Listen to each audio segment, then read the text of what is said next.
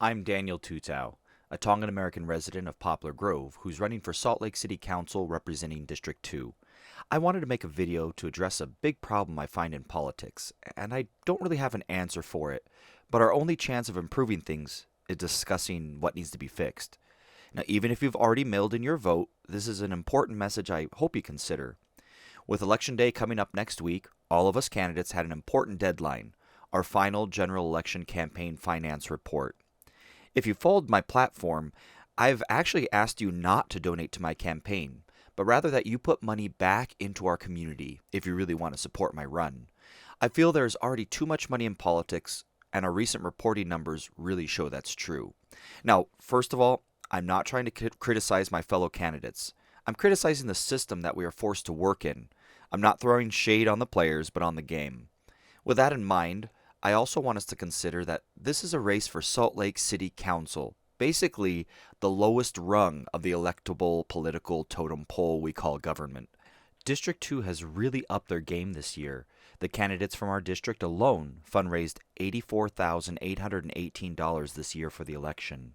The other four districts with elections this year saw between $45,000 and $85,000 each district, bringing the total amount fundraised to just over $340,000. And like I said, this is for city council. We're not even getting into county, state, and national positions. News outlets report that the 2020 election cycle broke records of spending approximately $14 billion, and that's billion with a B. Now, I openly admit it's a double-edged sword. How do you get people to know who you are without spending a ton of money?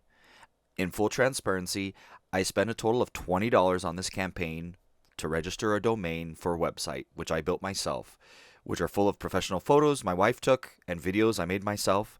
I created my own social media presence. I spent countless hours doing surveys and interviews, and I went around the neighborhood meeting people.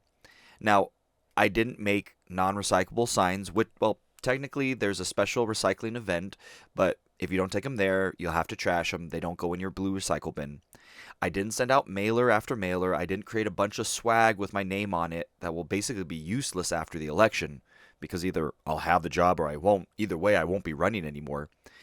And those that have all those things definitely do have more name recognition, but doesn't really mean they'll be better at the job or they'll even get more votes.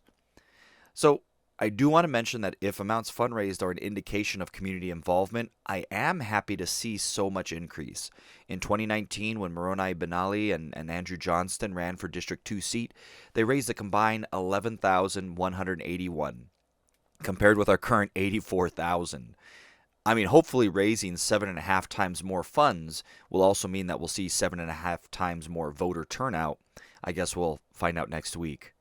Now, I can go on and on about the influence that those donations can play in influencing that candidate's decision ability making in the, when they get the job. But I'll scoot around that Pandora's box and just wrap things up. I know this is a national concern just as much as a local one, and the only solution I currently have is to vote based on character and policies, not by money spent. I feel there are billions of dollars out there that could be directed at better purposes other than, look at how awesome I am, vote for me. And more important than the billions nationwide are the hundreds of thousands right here in Salt Lake City. Make sure you vote, and with that vote, you let government leaders and advertisers know what matters to you. Thank you. I'm Daniel Tuutau, candidate for Salt Lake City, District 2.